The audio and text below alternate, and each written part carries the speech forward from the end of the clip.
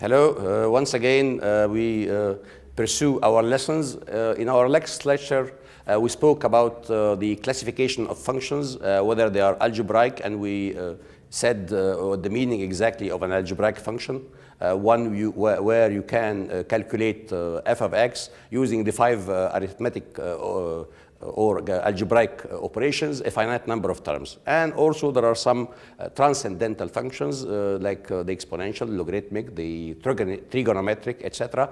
But actually we didn't expose them in detail. So in this lecture we shall not classify them, but study these functions and see their properties, because we shall be using them all the time later on. Now, the subject of basic functions here, we shall be speaking about the power function, and the power function is the function of rule x to the power n, where x is a variable, a real variable here, and n could be anything, could be real, could be real rational, could be irrational, could be integer, etc., and whether positive or negative. And amazingly, this power function, although it seems to be the easiest, it's not really so, because there are so many varieties in this power function. And then the exponential function, and this is very often used in economics, where it studies or it shows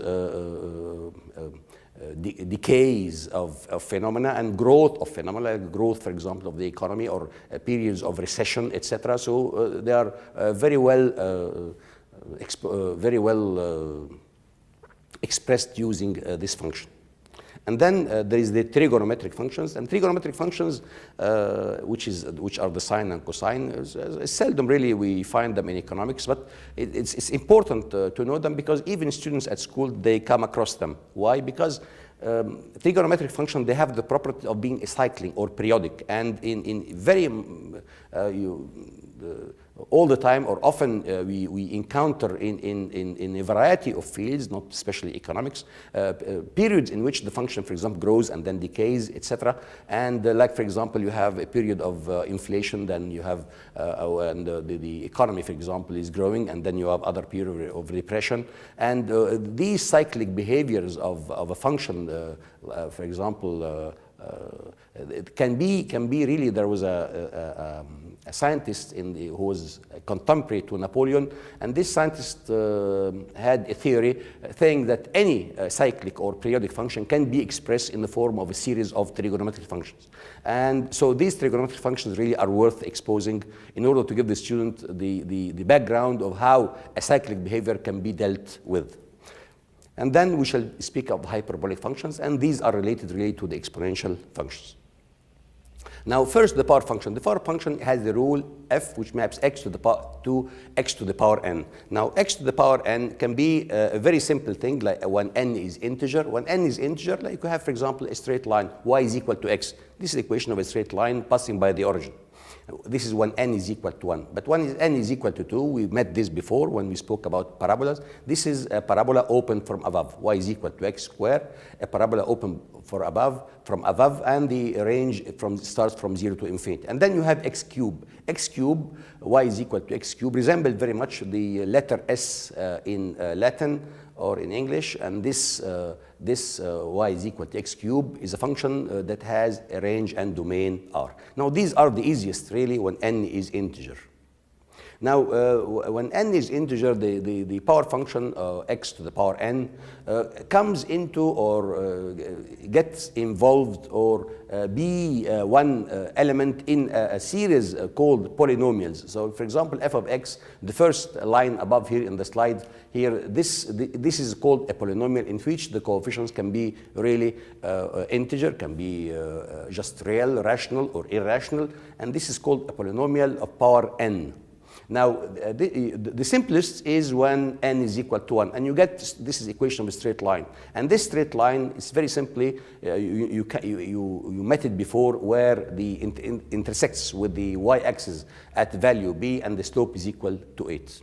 Now, this is a second degree equation, and it's quadratic equation. X squared plus bx plus c for all values of a, b, and c. Now, if a is positive, then if a is positive, you get the equation open from above, and it's called concave upwards. Whereas if A is negative, then you get something like this. Now, in order to graph this function, x squared plus bx plus c, what you do is that you can take A outside and you get x plus b over A.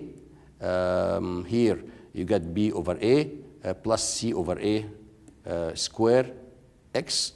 And then you can express it in this form, x plus b over twice A all square plus c over A minus b square over 4a square, because you have to come back to the same form there. Now this, if this is negative, then it can go to the left-hand side, to the right-hand side, I'm sorry, and you have a root. And you know before the expression for the root is equal to minus b over 2a plus or minus the square root, which is called the discriminant. So you must have that in order to have a real root, then you must have that b square over 4a square minus c over a must be greater than 0, or that b square minus 4ac is greater than 0. Then you have a root.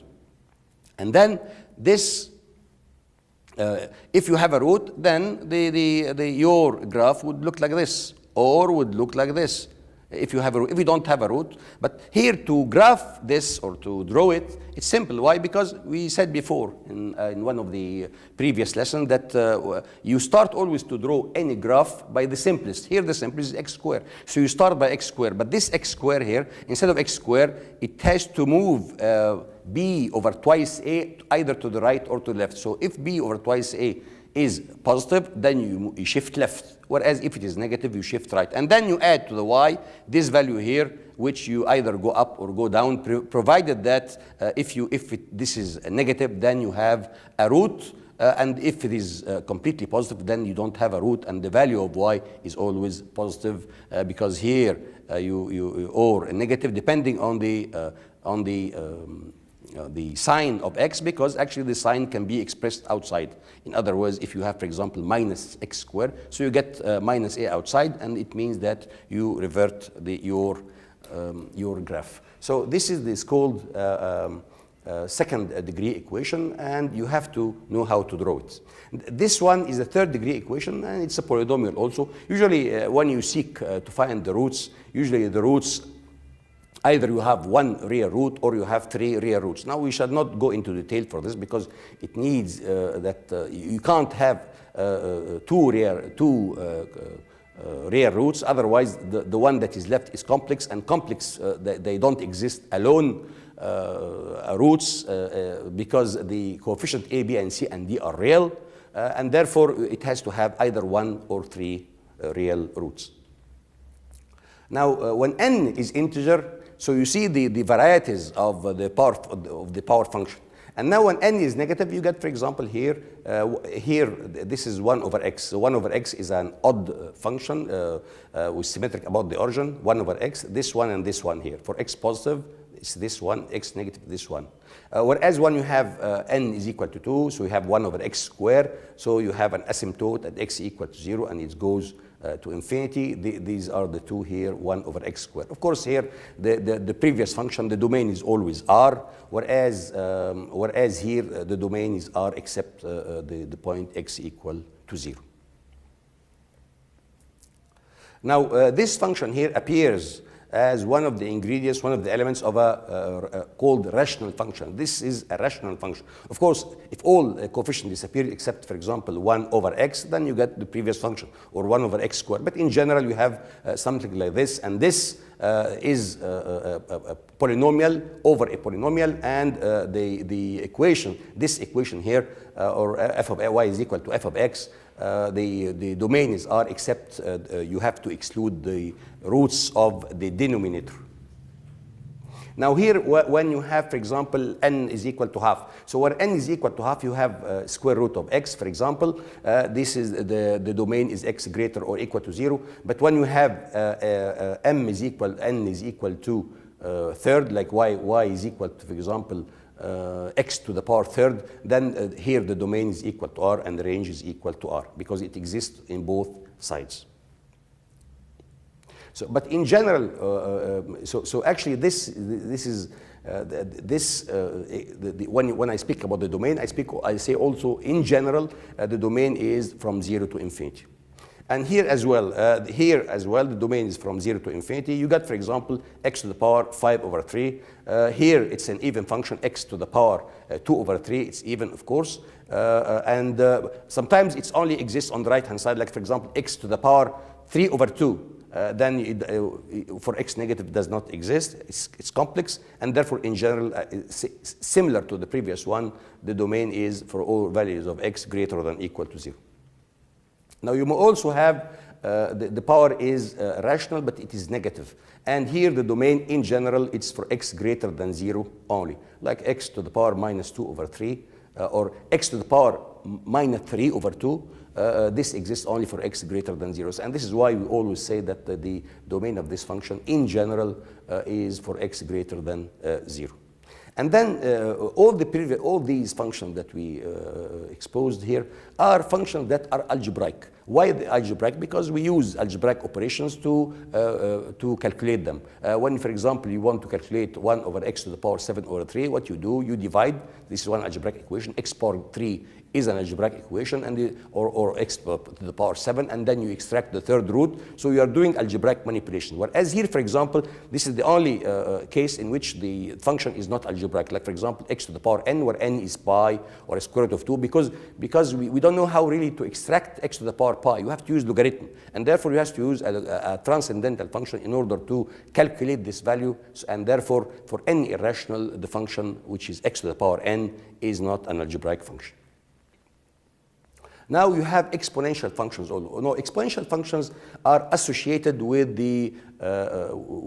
either usually it's a constant greater than 0 raised to the power x. And we saw before in the classification of function, this is not an algebraic function because here x could be anything, could be square root of 2, could be half, could be, since it runs over the real line. So actually this function is not algebraic. And usually you find it under 3 situations only, for where a is equal to either 2, like, for example, in computer studies, for example, where you deal with Boolean algebra and 1 or 0, the two possibilities, and 10 to the power x also, and 10 to the power x because you are counting, you have 10 fingers, and then you have e to the power x, which is the most reputed, and this e we saw before, it's called the Euler number raised to the power x, and this function here is the solution of an equation, like the derivative is equal to the same function. And actually it's only function in mathematics almost that I may say yes, the only function in mathematics in which the derivative is equal to the same value of the function.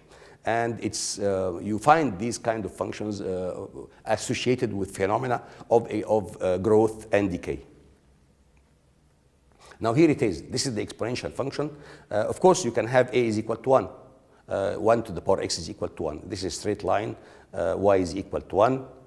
Here, of course, the more you raise the power, or the more you have an a big A, 10 to the power x, of course, greater than 2 to the power x for x positive, and smaller for x negative. Now this one, a to the power a is equal to 0.5. You have 0.5 to the power x, which is equal to 1 over 2 to the power x. In other words, 2 to the power minus x. So either you say it's 0.5 to the power x or 2 to the power minus x. Of course, it's decaying. So this function is monotonic decreasing for a here, like 0.5, and it's monotonic increasing for a is equal to e or 2 or 10, etc. And it's constant for a is equal to 1.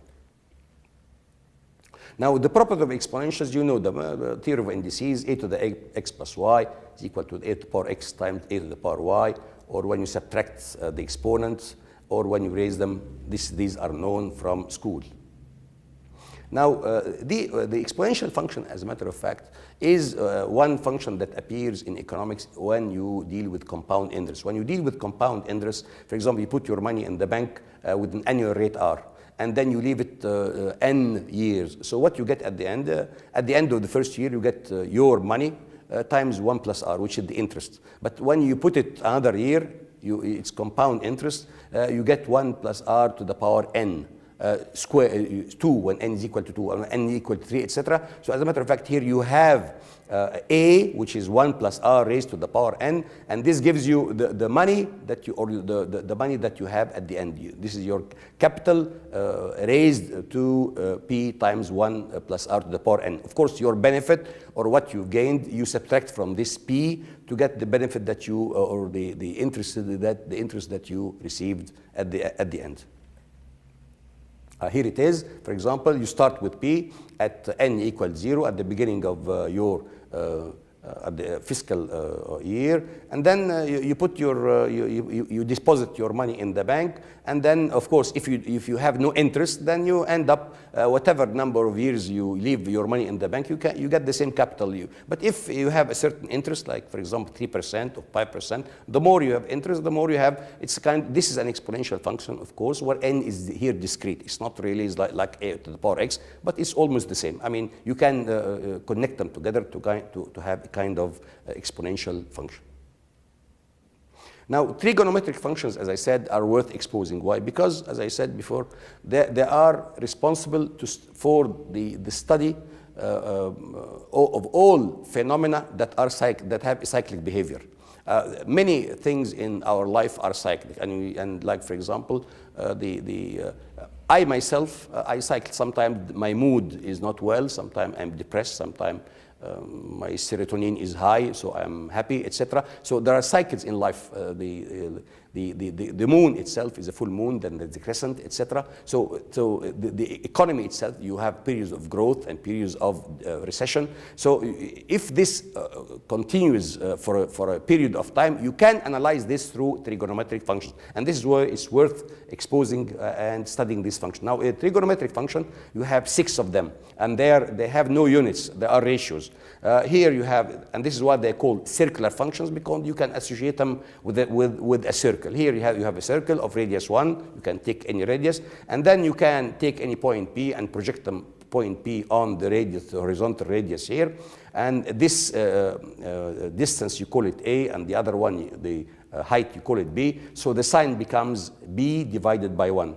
Whereas the cosine is A divided by 1. In other words, the sine is the opposite by the hypotenuse, and the cosine is the adjacent divided by hypotenuse. And whereas the tangent is B over A. And this is why always sine is less than 1, because B is always less than 1 and A is less than 1. So sine theta and cosine theta are always, they vary between 1 and minus 1. Why minus 1? Because the sine here sometimes B is positive, sometimes is negative. For example, if the theta exists in the 4 quadrant here, B is negative, so the sine is negative. So it's only positive when B is positive.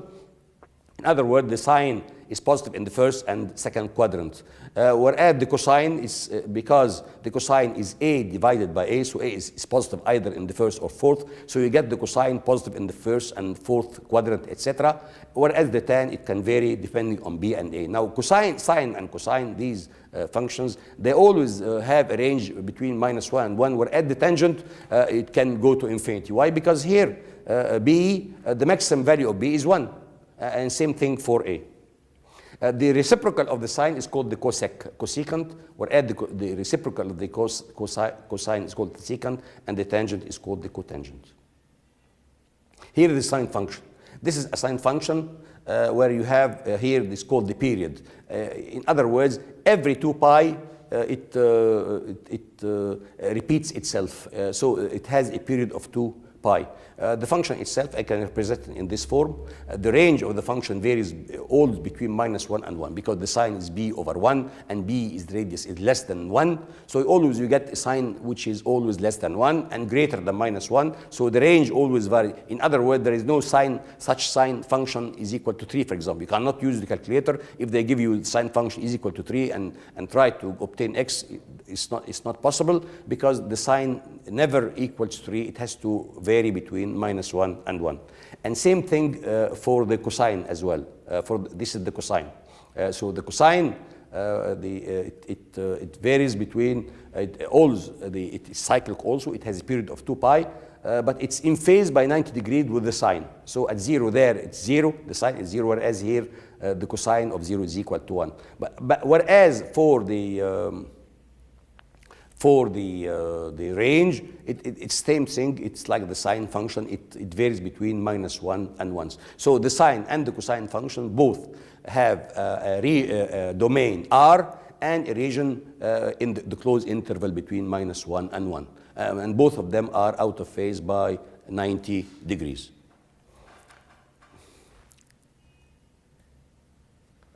Now, suppose, for example, you have, they want you to study, for example, the parity of a function like sine x over x.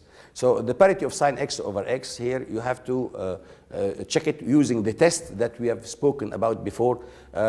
What you do is that you substitute x for minus x, and then you see what's the value of this function, f of minus x. So here, you substitute x for minus x, you get sine minus x over minus x. And I told you before that the sine in the second quadrant, in the fourth quadrant is negative, so sine of minus x is equal to minus sine x. So the minus sign cancels out to obtain sine x over x. In other words, f of minus x divided by f of minus x is equal to sine x over x, which is f of x. So here it means that the function is even. And as you see here, this function is even, which is symmetric about the y-axis. Now, suppose you want, for example, someone asks you what is the upper and lower bounds for f in the interval from 0 to pi. They want to obtain the maximum value and the minimum value of such expression, 4 sine x minus 2 cosine x. How do you do this? Usually, we use absolute values to deal with situations like this. So what you do, you know very well that the sine function varies between -1 and 1. In other words, the modulus of sine is less than or equal to 1. Whereas the modulus of the cosine, same thing for all values of x. So what you do, you use the inequality that we have seen in our second lecture. You have modulus a plus b is less than or equal to modulus a plus modulus b. And therefore, the modulus of f of x is equal to the modulus of this expression here. But the modulus of this here, a minus b, is less than the modulus of this, the first expression, plus the modulus of the second expression. Now, the modulus of the first expression here, ab, is the modulus of 4, which is 4, times the modulus of sine x, plus 2 times the modulus of cosine 2x. Now, whether you use sine or cosine or sine 2x or cosine 6x, always the modulus is less than 1. So say you substitute here, this is by 1 and this is by 1, and you got modulus f of x is equal to 6. So this means what? This means that modulus of f of x is less than 6, or that f of x lies between 6 and minus 6. Now, is there any value of x at which f of x is equal to 6? We don't know. This we don't know. But we are sure that the modulus cannot exceed 6. So but it cannot exceed 6 and it cannot exceed 7. And it could be equal to 5 only. We don't know this, but this is called an upper bound. So this is an upper bound of the expression for modulus f of x. So the function has an upper bound. Now, you can have, here is the function. When we draw the graph of this function here, we discover something nice about it, is that there is a point at which the function reaches 6. So we call this value least upper bound for this function. Why? Because if you have something which is less than 1,000, for example, it may be less than 1,000 and it may be less than 500. But if it reaches a value of 500, we call this 500 least upper bound, because the least, this is the smallest value, and still it's an upper bound. In other words, there is no such lower upper bound for this function. But here it's not only a least upper bound, but it's always a maximum. Why? Because there exists a value pi by 2, at which when you substitute in the rule here, you get 4 sine pi by 2, which is 1, cosine pi by 2 times 2 cosine pi, which is minus 1, so you get 4 plus 2 is equal to 6. So in fact, this is the maximum value of this function, because there exists a point at which the function reaches a value of 6. So we call this the maximum value of this function in the interval from 0 to 2 pi. Still, suppose the same function, you say investigate the upper bound and lower bound for this function, but you exclude the point pi by 2. I'm only just assuming that the same problem being expressed otherwise by stating that you can let us investigate the same function, but exclude the point pi by 2. So in which case then pi by 2 does not lie in the domain of the function, because we exclude it. But yet the function has an upper bound of 6. And at the point pi by 2, here, if we substitute here, you get 6. But 6 does not lie in the range of the function. Neither pi by 2 lie in the domain of the function. But still 6, we call 6, in which case it's the least upper bound. So here, 6 is the least upper bound of the function if you exclude the point pi by 2, whereas it's maximum here when you insert the pi by 2 or let it be an element in the domain of the function. This is the time function. Well, the time function is different than the sine and cosine. It is a naughty function because it can go to infinity. It has asymptotes, infinite number of asymptotes at pi by 2, at minus 3, and minus pi by 2. It can go also to infinity from the right hand side or from the left hand side. When x is less than pi by 2, it goes to infinity. When x is more than pi by 2, a little bit more than pi by 2, it goes to minus infinity. So it has infinite number of asymptotes at pi by 2, at minus pi by 2, at 3 pi by 2, etc. And all the values you have an asymptote. So what we say, the function is tan y is equal to an x. The domain is R, except at those points at which x is equal to 2n plus 1 times pi by 2. In other words, pi by 2 and 1 is equal to minus 1, pi by 2, minus pi by 2, 3 pi by 2, minus 3 pi by 2, etc. And you go on, and this is your tan function. Obtain the domain, this is a problem, obtain the domain of f if f is given in the form of tan x over x. Now this is, we know tan x, that it has an infinite number of asymptotes, and the domain, you have to exclude these values to n plus 1 pi by 2, but also you have to exclude the 0. Why? Because you divide by 0, and you said before, we cannot divide by 0, so when you find x in the denominator, it means that you have to exclude the roots of the denominator, so the single root here, x equal to 0. So we said the domain of this function is the set of real variables, except you have to exclude the roots of tan x at which tan x, those at which tan x have an asymptote, or they go to infinity, and at the same time you have to exclude the value of x equal to 0. Now these are the opposite of the sine function. They are called the cosec function. This is 1 over sine. So of course, since sine range from minus 1 to 1 and the cosec is equal to cosecant is 1 over sine, so it must range from what? From 1 to infinity. You divide, so if you have an interval from minus 1 to 1 and you have 1 over this interval, so it means that you start by 1 and you have a 0, so you go to infinity. So the range of this function here, the domain again is R, except at the point at which the sign is 0, of course. So you exclude 0, pi, 2 pi, etc. While the range is from 1 to infinity and from minus to infinity to till minus 1. In other words, the union of these two intervals. And same thing for the cosec, and same thing for the cotan.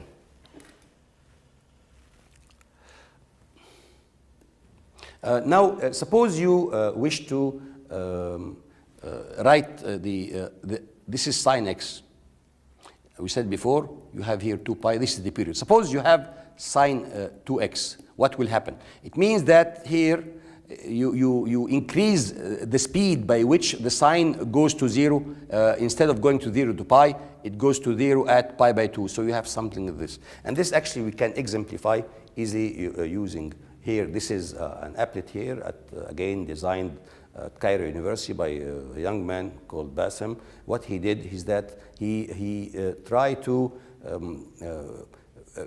exemplify how the sine function, when you increase the frequency, you get a different graph. Now, when you increase A, as I said, you get double the frequency because the frequency, if you call the frequency f, and since the number of cycles, each cycle takes 2 pi, so the number of radians it becomes 2 pi f, and the sine function becomes sine omega t, or sine twice pi t.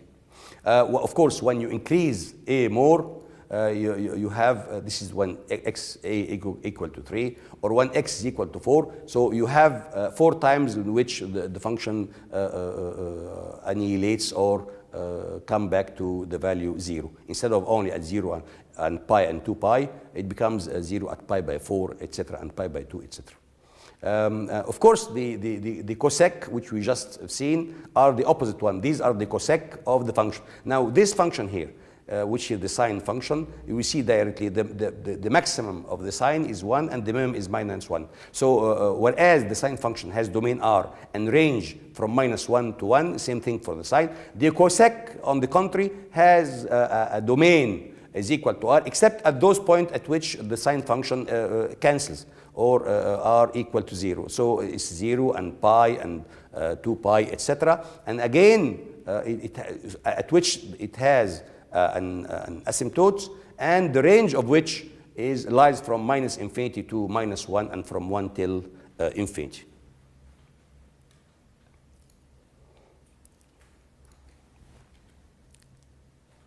Now, for the trigonometric identities, these are important.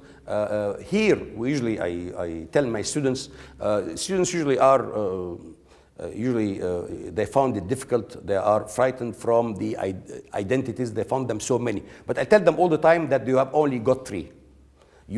This one is from Pythagoras, sine squared x plus cosine squared is equal to 1. In other words, you never need to memorize more than these 3 inequalities. This is the first one. And then you have sine x plus y is equal to sine x cosine y plus cosine x sine y. And cosine x plus y is cosine x cosine y minus sine x sine y. Now, suppose, for example, you need a different or a new relation of sine to x. What you can do is just put here y is equal to x. So you get sine to x is equal to sine x cosine x plus cosine x sine x, which is twice sine x cosine x. Again, suppose, for example, you need to find sine square. You can use here. You put y is equal to x, so you get cosine square. Cosine to x is equal to cosine square x, because minus sine square x. And then you substitute cosine square x by 1 minus sine square. So you have a relation between sine square x and cosine 2x. For example, if you want to prove that sine to the power 4 is equal to this, what you can do, it's easy. What you can do is that you start by sine square x, which is equal to the last identity, half minus half cosine 2x. You raise it to the power, and then you substitute here again cosine square x by double the period, and you get your expression at the end. So it's not complicated. Sometimes you need, for example, to draw the graph of cosine square x. Well, you have 2 possibilities. Either you draw the graph of x and then you square it, or better, you can substitute cosine square x by half plus half cosine 2x. Here, cosine 2x is the same curve like the cosine, except that the frequency has been doubled. And we saw before that when you have y added up half, then you raise the graph by half. So this is the way. You have to find easy ways of drawing graphs. Again, here, for example, you have e to the minus x sine x. E to the minus x sine x, it's easy because you have here, you have, for example, here e to the sine x, e to the x, e to the minus x, and you have sine x. So what you have something like this. Here e to the minus x, and like this. In other words, you have a graph which is comprised between e to the x and e to the minus x, and it alternates as well with the same period of sine x. Now we have also a hyperbolic function. The hyperbolic functions are they extracted from the exponential functions. They are only defined. They have nothing to do with the sine and cosine. But because they have same properties. In other words, sometimes you find, for example, that sine hyperbolic of twice x is equal to twice sine hyperbolic of x cosine hyperbolic of x. And this is why they give them the same symbols, but they added an h symbol meaning hyperbolic. So this is the sine hyperbolic function, and it looks like this. And it's equal to e to the x minus e to the minus x over 2. This is the cosine hyperbolic, and it's an even function. And this is the expression for it, and this is the tan hyperbolic function, and it has a region. The domain is R, and the range is the open interval from -1 to 1. Whereas here the domain is R, and here also the domain of R. Here the range of R, and here the range from 1 till infinity. These are the inverse, the opposite of these hyperbolic functions. We cannot. There is no need to study them because you can find them in anywhere, or you can investigate them using the previous functions. And again, these are hyperbolic identities. The hyperbolic identities are the same exactly like the previous ones. There, for example, we have sine square x plus cosine square x is equal to 1. Here we have cosine hyperbolic square x minus sine hyperbolic square x is equal to 1. In fact, as I said, the hyperbolic identities have nothing to do with the trigonometric ones, but because they share the same, they resemble them very much in the relation, so they used them and they add them the letter h, and this letter h means something with conic section, because the conic sections, when it's circular, it provides, or this is the source of the trigonometric functions, whereas the hyperbolic curve, there it's circle, here it's the hyperbolic curve which provides the source of these hyperbolic functions. And they have very similar identities like the previous one, and this is why we kept the same symbols except that we added the letter h. So before we investigated, you remember this is a circle, equation of a circle, x squared plus y squared is equal to 1. If you want to transform this Cartesian implicit function into a parametric function, what you do, you can just there put x is equal to cosine t and y is equal to sine t. So here, this is the value, this is the point, which is the order pair of cosine t, sine t, and this is a parametric equation. If you cancel out t from both, you get this one. What is x? This is the projection of this radius on the real axis, you get x, whereas the opposite is equal to y, because actually x is equal to the radius 1 times cosine the angle, and the height is equal to sine the angle. And the t here represents what? Represents the angle which this radius subtends or makes with the x-axis. So we see now the relationship between the trigonometric functions and the circular and the circle, or the representation, how you deal with implicit functions of this sort, like of circles, and how can be transformed into a parametric form using the cosine and the sine. And therefore, we say that these functions, the cosine or sine, instead of relating them with the triangle, you can relate them very well with the circle. Whereas if you have a hyperbola, and we said before, what are the hyperbola? The hyperbola is one of the conic sections, and when you cut a circular cone, right cone, by a plane, you either get an ellipse, a circle, or hyperbola. If you cut it such that it's orthogonal to the base, you get a hyperbola. This is a hyperbola. The equation of the hyperbola, here's the equation of the hyperbola. When it's plus, you got a circle, but when it's minus, you get a hyperbola. The hyperbola here, this is the point 1 and 0. And if you take any point, then you can represent, instead of sine and cosine, you represent it by cosine hyperbolic and sine hyperbolic. Why? Because we said before, from the identities of the hyperbolic function, that cosine hyperbolic square minus sine hyperbolic square is equal to 1.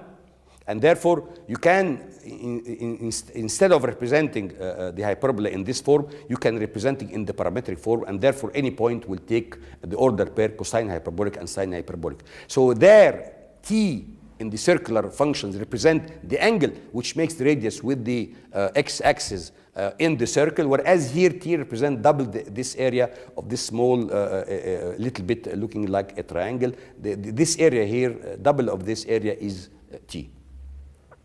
So we saw now we investigated or exposed many of the basic functions. We spoke about the power function, and amazingly, the power function has so many varieties. And then we dwelled on the trigonometric functions, and the hyperbolic functions also. They are useful. Of course, most in economics usually we don't see much of the trigonometric function, but as I said before, sometimes you do, and it's a shame that students in any discipline would not know these functions. And I said that you can study any cyclic behavior using these functions. The hyperbolic functions also, they are not something new. They are extracted from the exponential functions, and the exponential functions, they can lead to, and because these hyperbolic functions, they look very much similar in relationships like the trigonometric functions. So what we do is that we give them the letter h because they are extracted from or related to the hyperbola. So I wish to just to remind you, as we came to the end of the lecture, first of all, I would like to thank you very much for your attention. And until we meet again in our next lecture, I wish you good luck. And I wish to remind you that all these lectures, were the preceding ones and the one that we're going to teach later on. They're all uploaded to the site of the Uninutunu platform. You find them, and all of them are there, and you can use them, and you can sign in to study or to listen to them. Thank you very much.